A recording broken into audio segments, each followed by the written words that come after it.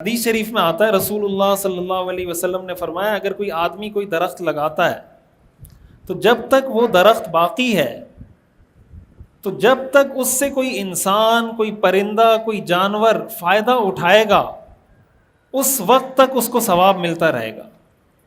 یعنی آپ نے درخت لگایا اور کسی کا انتقال ہو گیا، درخت لگا کے قبر میں چلا گیا، یہ اس کے لیے صدقہ جاریہ ہے کہ جب تک یہ درخت لگا ہوا ہے پرندے آئیں گے ان کو اس سے رزق ملے گا، کوئی انسان آئے گا اس کے سائے میں بیٹھے گا، کسی جانور کو سایہ مل جائے گا، جانور آئیں گے اس کے پتے کھائیں گے، تو انسان کو فائدہ پہنچے، پرندوں کو فائدہ پہنچے، جانوروں کو فائدہ پہنچے، یہ کیا بن جاتا ہے؟ صدقہ جاریہ بن جاتا ہے۔ تو کلائمیٹ چینج کی بہتری کے لیے اگر آپ کچھ کریں گے اس سے انسانوں، جانوروں اور پرندوں کو فائدہ ہوگا یا نہیں ہوگا؟ تو یہ صدقہ جاریہ نہیں ہے، یہ بھی صدقہ جاریہ ہے کہ انسان، لیکن یہ انسان کب سوچتا ہے؟ یہ اس وقت سوچتا ہے جب وہ اپنی زندگی سے نکل کے اپنے سے باہر کی دنیا کے لیے کچھ سوچے۔ ہماری تو ساری ایجوکیشن، ہمارا جو ایجوکیشن سسٹم ہے وہ ہمیں صرف یہ سکھاتا ہے میں، میرا گھر، میرا بنگلہ، میری گاڑی، میری فیملی، میرے بچے، میری ایجوکیشن، میرا لائف اسٹائل، میں ہم اسی کے گرد گھوم رہے ہیں۔ تو سوسائٹی کا خاک سوچیں گے ہم لوگ؟ حدیث میں آتا ہے رسول اللہ صلی اللہ علیہ وسلم نے ارشاد فرمایا اگر قیامت قائم ہو جائے وفی ید احدکم فصیلہ، اور تمہارے کسی کے ہاتھ میں کھجور کا چھوٹا سا پودا ہو اور آپ کو پتہ ہے کہ میں نے یہ پودا لگانا ہے اور قیامت آ جانی ہے، یعنی اتنی دیر ہے قیامت میں کہ میں نے یہ پودا لگانا ہے، جیسے میں پودا لگاؤں گا قیامت آ جائے گی۔ آپ نے فرمایا فَإِنِ اسْتَطَاعَ أَن يَغْرِسَهَا فَلْيَفْعَلْ، اگر اس کے پاس اتنا ٹائم ہے کہ وہ یہ پودا لگا لے تو لگا لے، حالانکہ یہ پودا لگانے کا کوئی فائدہ نہیں ہے، اس لیے کہ یہ پودا آپ نے لگایا، یہ تو اب بڑا ہوگا، پھر سایہ دے گا، پھر پھل دے گا، تو اتنا تو ٹائم ہی نہیں ہے، قیامت آ رہی ہے۔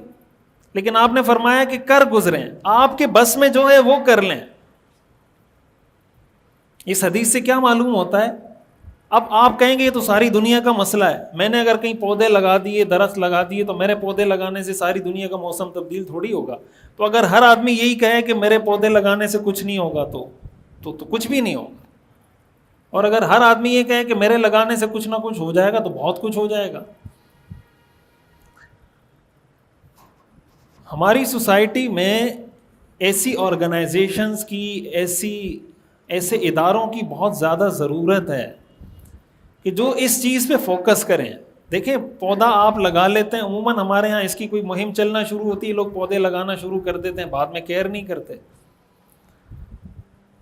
کوئی ایسا ادارہ ہو، کوئی ایسا شخص ہو، ابھی میں نے کہیں فیس بک پہ دیکھا تھا، ساہیوال یا سیال کوٹ میں کوئی آدمی ہیں، انہوں نے فیس بک پہ پوسٹ لگائی ہوئی تھی کہ میرے پاس کوئی لکھا ہوا تھا کہ اس سائز کے درخت ہیں، جس نے ہمارے ساہیوال یا سیال کوٹ شہر میں لگانے میرے پاس آ جائے، فری میں لے جا کے لگا دے، بس ایک شرط ہے کہ آپ نے اس کی کیئر کرنی ہے۔ تو اگر ایسا کوئی ادارہ ہو یا ایسی کوئی سوسائٹی بن جائے یا ایسے کچھ لوگ ہوں جو یہ طے کر لیں کہ بھائی ہم نے صرف اس پہ فوکس کرنا ہے کہ یا تو ہم نے درخت لگانے ہیں یا جو درخت لگائے ہوئے ہیں ان کی کیئر کرنی ہے اور اس کو بڑھانا ہے، تو اگر ایسے لوگ پیدا ہو جاتے ہیں کچھ نہ کچھ، اور پھر ساری سوسائٹی، سارا معاشرہ مل کے ان کو سپورٹ کرے، تو اس میں بہتری آ سکتی ہے۔ حدیث شریف میں آتا ہے رسول اللہ صلی اللہ علیہ وسلم نے ارشاد فرمایا اتقوا اللعانین، دو ایسی چیزوں سے بچو جو لعنت کا سبب بنتے ہیں، دو ایسے کاموں سے بچو جو لعنت کا سبب بنتے ہیں، یعنی جس کی وجہ سے لوگ دوسرے پہ لعنت کرتے ہیں کہ کیا حرکت کی ہے اس نے۔ صحابہ نے پوچھا من لعانانی یا رسول اللہ، وہ دو چیزیں جس کی وجہ سے انسان پہ لعنت برستی ہے وہ کیا ہیں؟ آپ نے فرمایا الذی یتخلی فی طریق الناس او فی ظلہم، دو کام یہ ہیں کہ جس راستے سے لوگوں کا گزر ہوتا ہے وہاں پہ بیٹھ کے آدمی پیشاب کرے، قضائے حاجت کرے۔ ہمارے ہاں جس دیوار پہ لکھا ہوتا ہے نا یہاں پیشاب کرنا منع ہے، این اس کے نیچے جا کے پیشاب کرتے ہیں، جہاں لکھا ہوتا ہے نا کہ یہاں پیشاب کرنا منع ہے، وہیں جا کے ہمیں پیشاب آتا ہے۔ ویسے آتا ہی نہیں ہے، دیوار پڑھ کے آتا ہے یار یہ اصل جگہ یہ کرنے کی. مطلب بعض اوقات ایک ضرورت ہوتی ہے تو آدمی رستے میں کوئی ایمرجنسی ہوگی، کسی ایسی جگہ چلا جائے، مجبوری ہے، کچھ نہیں مل رہا تو سمجھ میں آتا ہے. اور کوئی ایسی جگہ دیکھے جہاں کسی کو تکلیف نہ ہو، راستہ نہ ہو لوگوں کا، جہاں لکھا ہوتا ہے یہاں کچرا پھینکنا منع ہے. وہ بنگلہ دیش کی ایک ویڈیو آئی تھی، وہ بار بار لکھ لکھ کے تھک گئے کچرا پھینکنا منع ہے، کچرا پھینکنا منع ہے، کچرا پھینکنا منع ہے. لوگ باز ہی نہیں آ رہے تھے. انہوں نے کیا کیا، یہی جملہ عربی میں لکھ دیا وہاں پہ، کچرا پھینکنا منع ہے، وہاں جا کے عربی میں لکھ دیا، اوپر زبر زیر پیش بھی لگا دی. اب جو بھی آدمی آ رہا ہے بڑے ادب سے ہاتھ پہ ہاتھ رکھ کے دیکھ کے گزر جاتا ہے کہ قرآن کی کوئی آیت لکھی ہوئی اور وہ جگہ صاف ہو. تو ہم تو اس وقت تک کچرا پھینکنے سے باز نہیں آتے جب تک کوئی بندہ وہاں قرآن نہیں رکھ دے کہ یہ قرآن رکھا ہوا ہے اس کو دیکھو، خدا کا واسطہ ہے کچرا مت پھینکو یہاں پہ. اس وقت تک ہم باز نہیں آتے. تو مسئلہ صرف کہ الیکٹرک کا نہیں ہے بھائیو، دوستو، بزرگوں، مسئلے بہت سارے ہیں. تو آپ نے فرمایا دو وہ چیزیں جو لعنت کا سبب بنتی ہیں، وہ ایک راستے میں پیشاب کرنا لوگوں کے راستے میں، اور دوسرا لوگوں کے سائے کی جگہ میں پیشاب کرنا. جہاں لوگ جا کے تھوڑا سا سستاتے ہیں، سایہ لیتے ہیں، بیٹھتے ہیں، وہاں جا کے پیشاب کرنا، وہاں جا کے کوئی ایسی گندگی ڈالنا، کچرا ڈالنا. آپ نے فرمایا یہ دو ایسی چیزیں جو لعنت کا سبب ہیں. ایسے آدمی پہ مخلوق بھی لعنت کرتی ہے، اللہ بھی لعنت کرتا ہے. تو یہ تو چھوٹی چھوٹی چیزیں نا. آپ کسی کے راستے میں کہیں راستے میں پیشاب کریں گے، اس راستے سے 200 لوگ گزریں گے، 300 لوگ گزریں گے، ان کو تکلیف ہوگی. تو کلائمیٹ چینج کے اندر اگر ہم کچھ ایسا اپنا کردار ہم دیکھ رہے ہیں کہ ہماری وجہ سے بھی کچھ ہو رہا ہے، یہ جتنے اے سی چل رہے ہیں، یہ اے سی کمرے کے اندر تو ٹھنڈک پہنچاتے ہیں، باہر کیا کرتے ہیں؟ آپ تو کمرے میں ٹھنڈے بیٹھے ہوئے ہیں، جو آپ کا جو پیچھے آؤٹر چل رہا ہے وہ جو گرمی پھینک رہا ہے وہ بھی تو ہوا میں جا رہی ہے نا. تو آپ نے ٹھنڈک تو حاصل کر لی، وہ آؤٹر سے جو گرمی پیدا ہو رہی ہے اس کی ٹھنڈک کا بھی کوئی انتظام کریں کہ موسم اپنی فطری حالت پہ آئے. قرآن کریم میں اللہ تعالیٰ نے ارشاد فرمایا ظہر الفساد فی البر والبحر بما کسبت ایدی الناس. خشکی اور تری میں فساد انسانوں کی وجہ سے. اللہ نے نظام کو بڑا بیلنس بنایا ہے. اللہ تعالیٰ نے قرآن میں جگہ جگہ ہمیں حکم دیا ہے کہ زمین میں فساد مت پھیلاؤ. لا تفسدوا فی الارض بعد اصلاحها ولا تعثوا فی الارض مفسدین وَيَسْعَى فِي الْأَرْضِ فَسَادًا. قرآن جگہ جگہ ہمیں کہتا ہے کہ زمین میں فساد مت مچاؤ.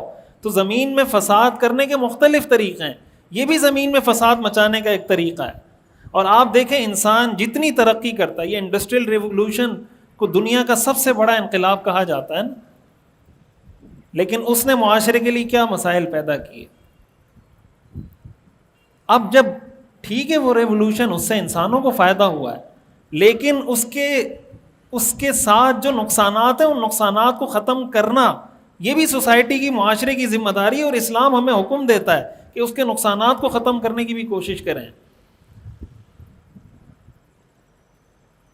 جب شریعت کا ایک ضابطہ ہے کہ جب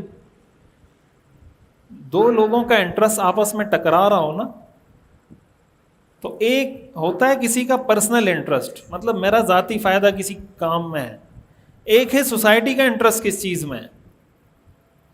اسلام ہمیں یہ حکم دیتا ہے کہ جہاں پہ دو چیزوں میں ٹکراؤ آ جائے، کہ آپ کا پرسنل انٹرسٹ ایک چیز میں ہے اور اگر آپ وہ کام کرتے ہیں اس سے سوسائٹی کو نقصان ہوگا، تو اسلام یہ کہتا ہے کہ آپ سوسائٹی کے انٹرسٹ کو ترجیح دیں، اس کے مسائل کو ترجیح دیں، خود قربانی دے دیں، ایثار کر لیں. شریعت اس کی ترغیب دیتی ہے.